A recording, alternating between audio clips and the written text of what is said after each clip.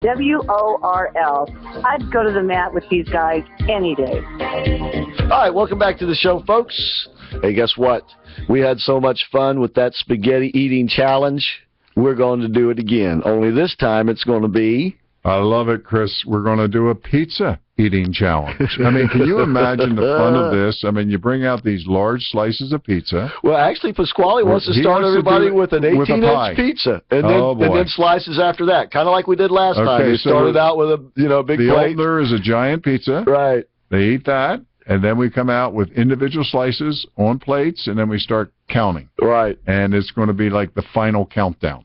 And I know we got to get some of our guys back. Rematch. Because some of our guys were embarrassed by the women that were there. Some of these women did a pretty good job. Yeah. But I mean, Wendy, yeah. And that young man from UCF, I mean, this guy, if he wins this one, that's 2 in a row. This guy is headed to Nathan's. I tell you what, he's the standing champion. I mean, I can see him probably 5, 6, 7 pizzas. Now, this is a 15-minute deal. So we'll see. Well, maybe we may have to extend the time limit on the pizza because it's a little bit more difficult to eat. But of all our entries, though, Chris, we'll do it during the show again. Right. Yeah. The one that amused me the most was the guy that slid in the very far corner, who I thought was a guy that came for dinner. It was, he just sort of sat down, very relaxed. He looked comfortable. He had a martini.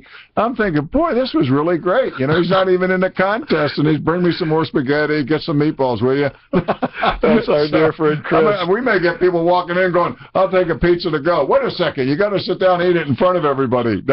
Actually, I invited him to be a part of the contest. It was a good sport he did, but it was great. It was because he and Rachel were sitting next to one another, and they were sitting next to David, who won the contest, and it was just a great contrast. And then but anyway, we got our guys from the ammo coming, right? Yeah, the Arms Room fellas are going to be there. Yep, yeah, they promised they won't be out of town that weekend, so they will definitely be in. No excuses will we accept from him because there had been a late cancellation by him, and he looks like he's ready to go, don't you think? Oh, yeah. I think he can be a big-time, high-level competitor. Oh, yeah, and he said he loves pizza, so we'll be packing it away. Now, we're working on the date. It'll be in early November, early to mid-November, so just put it in the back of your mind for right now.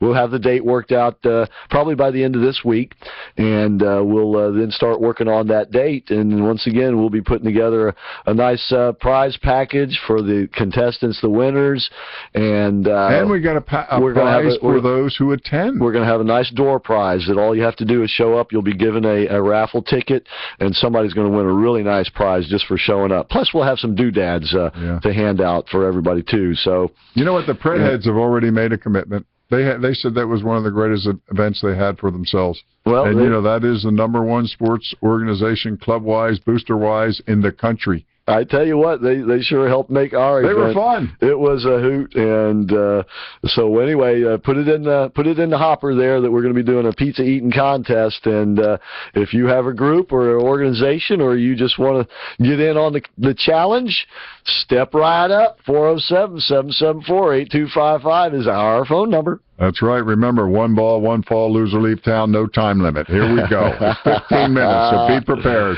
That's right. Okay. All right. Real quick before we move on, I got this from Marshall. He's one of our Army members. He said, and he's right about this, and I forget which book it was in. I think it's The Sins of Our Father. Anyway, one of the books that Barack Obama supposedly wrote. He said in that book he would stand, when push comes to shove, he will stand with his Muslim brothers. So... Anybody surprised by that statement? No. And like I say, that was out there before he became president. Why wasn't he questioned by someone in the press? Well, unfortunately, the chore, if you will, of giving the stamp of approval as to whether someone is qualified or not to be president doesn't fall to anyone in the government or the Supreme Court or anything like that. It actually falls to the political party. And in Barack Obama's case, that meant that Nancy Pelosi is the one who signed off on him being qualified to be president of the United States. I mean, really? Old Stretch Pelosi. I mean, what a complete epitome of a loser, Nancy Pelosi. Yeah, well... And I mean, think about this. Barack Obama, we go back to that Newsweek article in May. It was May 4th, final article in Newsweek this year, where they did a complete apology about having supported Barack Obama, called him the most flawed president in history, and pointed out numerous, which, take us a half hour to go through it, flaws that this guy had. In essence, they were saying he couldn't have been a Dairy Queen guy. Right. And, I mean, that's pretty amazing. The magazine admitted how wrong they were. And that they had not done their homework, that they had not done their due diligence, that they had not done their job, as a matter of fact. But the press, it's worse than that. Do you remember a fellow by the name of Jack Anderson? Mm-hmm. He was a reporter for the Washington Post for a long time, rose up to become the chief editor, and was the editor, I believe, during Watergate. Right. But he also was the editor for a while after that, and he was the editor in the early 1990s when they were beginning to hear some rumors about a young governor in Arkansas who was planning on running for the presidency. Right. So he called in one of his reporters, and he says, there's this guy named Clinton down there in Arkansas, one of the youngest governors in the nation. He says he's going to run for president. I want you to go down there and check him out. So the guy went down there, and he checked him out. And he comes back with a big old file full of stuff, and he sits down with Jack Anderson, and is like, this is Jack Anderson talking about this. I saw this. It was like a C-SPAN lecture that he gave to a communications class at Columbia or somewhere, right? Jack Anderson said, the reporter came into my office with this big file, and in the file, he had all of this stuff about something called whitewater. He had stuff in there about drug use. He had stuff in there about Hillary Clinton and some of her sexual peccadillos, you might call them. And it was all in there. And I told him, there's no way that could be true. If all of that were true, this man would not be governor of Arkansas. Well, lo and behold, guess what? It was all true. And what Jack Anderson told the guy to do was basically throw it away. And so no story was written, no revelations, no true facts divulged, even though they knew them. And now this is just one reporter.